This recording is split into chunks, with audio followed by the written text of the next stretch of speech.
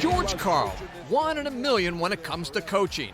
Passionate, competitive, and always unplugged. Coach Karl, man, I am so happy to have you on with us today. Well, it's the happy time of the year, and we got a vaccine, so maybe I can get out of my house and have some fun traveling to Seattle, seeing my grandkids. But I can't desire that I missed the game, and I wish I was. I don't know if I want to be a coach again. I might do. When my daughter goes to college, I might think about going back and trying it for a year. I have a passion and love for the game of basketball. Coach Karl won 384 games in 7 years here in Seattle, taking the club to the playoffs every single one of his seasons, including the NBA Finals. Coach Karl, I know that you're one of 9 coaches in the NBA to win more than 1,000 games. Do you look back on your career and go, man, I had a great time? There's no question. I think my career has had a lot of blessings to it.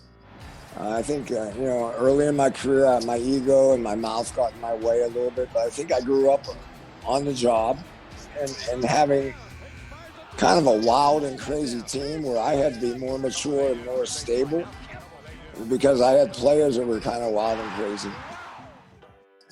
Oops. Hi, buddy. Who's that? Oh, I got 4 dogs. I'm babysitting 2 of my friends' dogs, and I got 3 labradoodles in a lab. But Seattle is by far my most successful and happiest moments.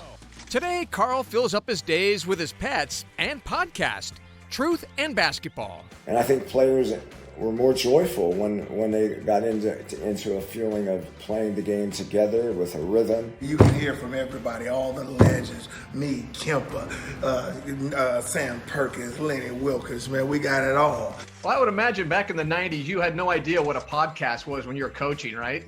Our world in the last 25, 30 years has gone wacko.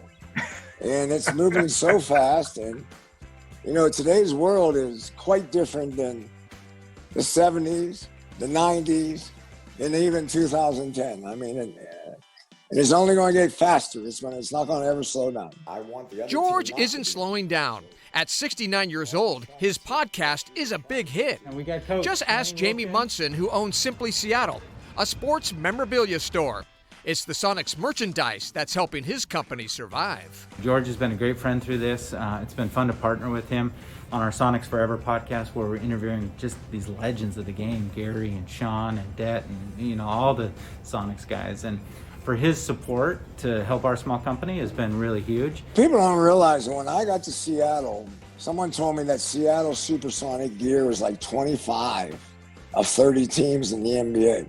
And then 2 or 3 years later with Gary and Sean, we were number 1 in the NBA. Wow. In apparel. And that apparel is still pretty cool, as I can tell by the hat that I'm wearing. I love Seattle.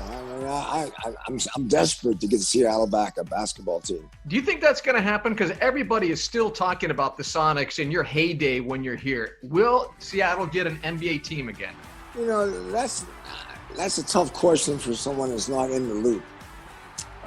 From what I hear is the league is not looking at expansion, but I think if they would, I think Seattle would be on top of the list.